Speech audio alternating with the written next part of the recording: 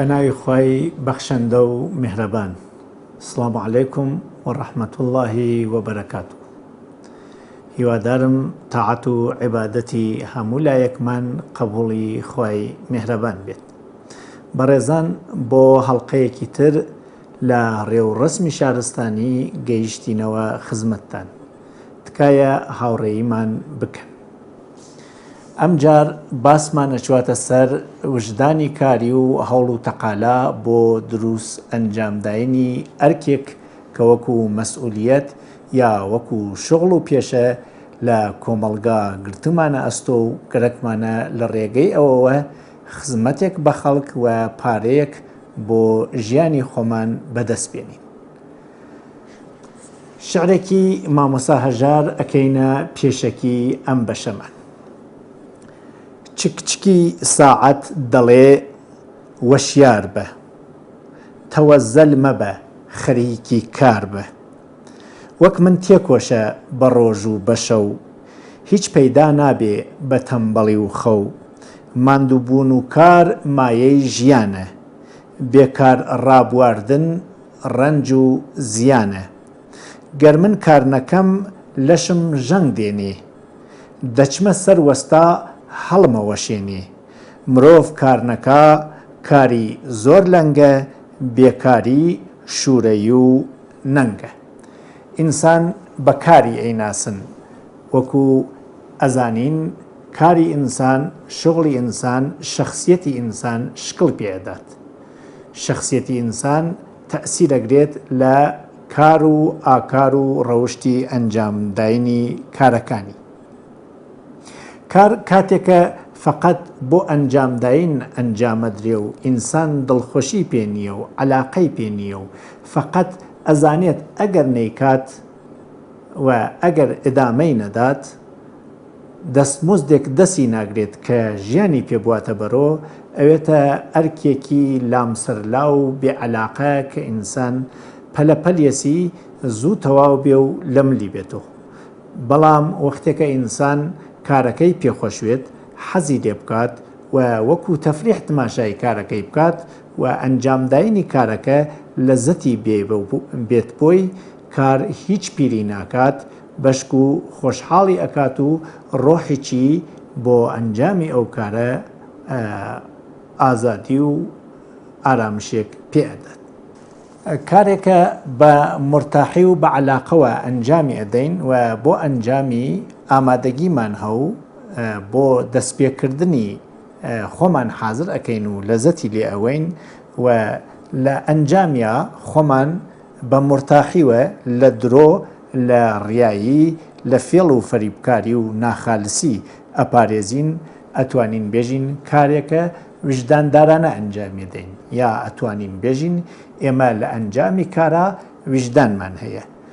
دەروون ناسێل وجدان بە شتێک ئەزانن کە لە کۆمەلگا و لە تربیەتی بنەماڵی و کۆمەلگایی ئێمە فێری ئەوین و کەسبی ئەەکەین و کەسانێکە ڕوویکردی دینی و ئیلاهیان هە ئێژن وجدان شتێکی فتریە.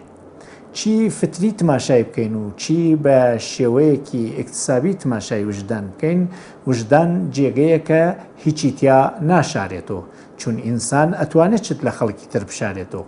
بەڵام درۆکردن لەگەڵی خۆیان و شاردنەوەی چت لەگەڵ خۆیان وەکو ئەوەیە کەسێک شەترەنج بکات تەکی خۆیان، نەقشە بکێشێ بۆ خۆی و خۆی ئاگای لێ نەبێ، شتی وا نەگونجاوە و ناکرێت. بۆیە ئێژن وجدان تەنیا محکەمەیەکە، قازی نەگەرەکە. لەبەر چی؟ لەبەر ئەوە قازی ئەبێ بەڵگەکانی ڕاستی و دروستی بدۆزێتەوە و حکمی پێ بدە.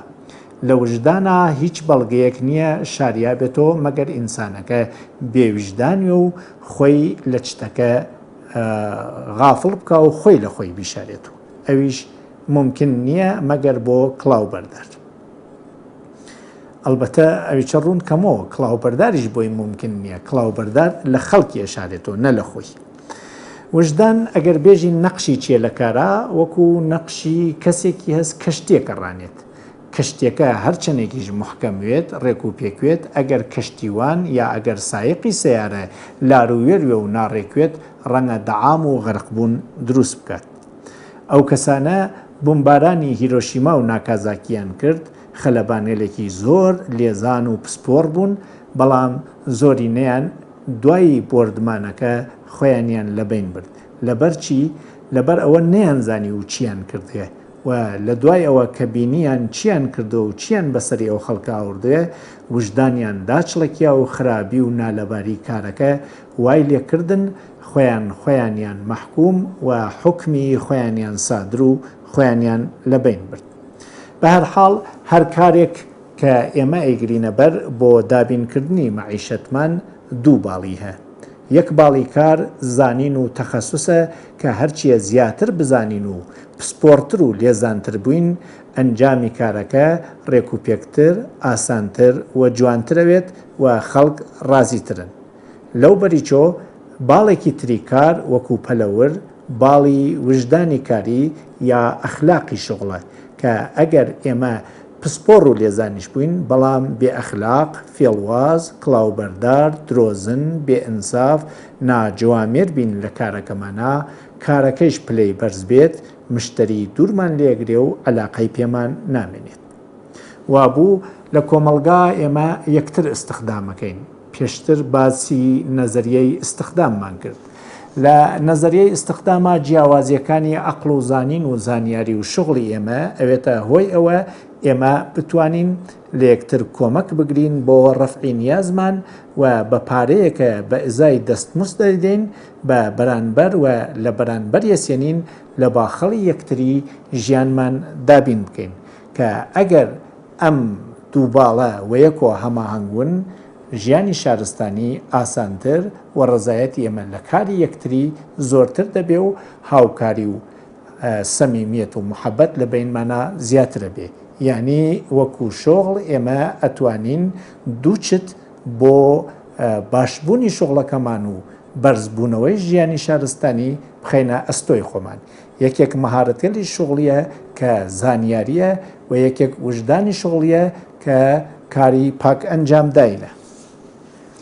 ئەو شتانەی کە نایڵن کارێک بە پختەیی ئەنجام بێت و بەعسەون کار بەبێ وجدانی کاری لەوس بێ و قیمەتی دابەزێ ئەوانن کە لە مەقولەی ئەخلاقا ئەتوانین باسییان بکەین وەکو زەعفی ئەخلاقی کەسێکە زەعفی ئەخلاقی هەیە و ئەسەری کارەکەی بەرخەڵک تماشا ناکا و تەوەجو ناکات ئەم کارەی ئەو ئەگەر بۆ خۆی بکەن ئایا ڕازیە یانە بەعسی خراوبوونی کار و لە بینچوونی وجدانی ئەخلاقی بێت. تەلەقی غەڵەت لە کاریانی ئێمە کار وەکو فرسەتێک بۆ دەوڵەمەندبوون تماشا بکەین نەک وەکو فرسەتێک بۆ خزمەتکردن و حەقی خزمەت وەرگرتن. ئەگەر وەکو تماشای دووەم تەماشای بکەین کار ئەوێتە فرسەتی خدمەت گوزاری و حەقی ئێمەس دەستمزدمان لە خەڵک بسێنین. فقدانی مەهارەت لە کارە وەختێکانە کارەکە بەڵێنین مەجبورین کەم و کورتیەکانی بە زەرپی قەسەم درۆ فێڵ تەکمیل بکەین و شاید خەڵک لەو لەحزەوە ڕازی بکەین و شتەکە بدەین بە ملیانە بەڵام دوایی متەوەجێی ئیشتباکانیان ئەون و یەکێکی تر لەو شتانە کە بەعسی بێوجدانی لە کاراوێ فقدانی مەهارەت و ناشایستگی شغڵیە. وەختێکانە مەهارەتمان نییە و ناشایستین لە شغڵەکەمانە مەجبوری ناقسیەکانی کار بە زەبری قەسەم فێڵ درۆ و چتانی تر پینە بکەین کابرا لە وەختە گۆڵ بدەین بەڵام دوایی متەوەجێی ئیشتبای ئێمە ئەبێت و هەرەوە بەعسەوێت ئەعتماد و ئەعتقادی بەکارەکەی ئێمە لە بین بچوە و ئیتر دوورمان لێبگرێت و خەسارەتی خۆی لە چاوی ئێمە ببینێت. یەکێکی تر لەو شتانە وجدانی کاری لە بینەوات مەسئولیت ناپەزیریە. ئێمە کارێکمان گرتە ئەستۆ مەسئولی ئەو کارینە. ڕانندەیە کە چەند مسافر سواری سیارەکەیەکە مەسئولی گیانیانە و ئەگەر ئەمیە بەڕاستی دەرکردوێت ئەبێ لە سرعەت چوون لە ڕعایەت نەکردنی قانون لە هەڵە و لە خەوتن و شەکەتی خۆی بپارێزێت تا مسافرەکانی بە سالمی بگێنێتە جێگای. یەکێکی تر لەو شتانە وەکو ئەرکی شارستانی ئەکەوێتە سەرشانی دەوڵەت نزارەت بەرکار و پێشەی خەڵکە تا ئەگەر بێوجدانیش بن و وجدانی کاریش ڕعایەت نەکەن بە وەسیلەی دەستگای نزارەت خەتاکانیان بدۆزێتەوە و سزایان بدات. یەکێکی تر نەبوونی فقدانی سیستمی پاداش و تەنبیه وەکو شعورە لە لای ئێمەوە.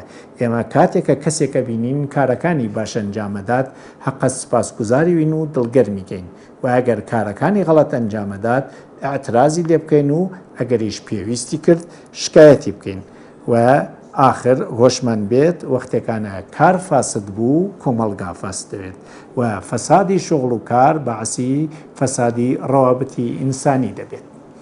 ئەگەر ئەم خاڵە بەرچاو بکەین هەر کامێ لە ئێمە شغڵێکمان هەیە و شغڵی ئێمە پەیوەندی بە دوو شتۆ هەست. مەهارەتەکانمان لە شغڵەکەمانە و وجدانی کاریمان بۆ دروست و ڕێکوپێک ئەنجامداینی شغڵەکانمان. کۆمەلگایەکە گەندەڵی واتیا لە ڕاستیە ئەم دوو خاڵە کەم ڕەنگن تێیە و کەم ڕەنگترینیان وجدانی کاریە. هیوادارم بۆ ژیانێکی بەرزی شارستانی وجدانی کاریمان بەرزتر بکەین.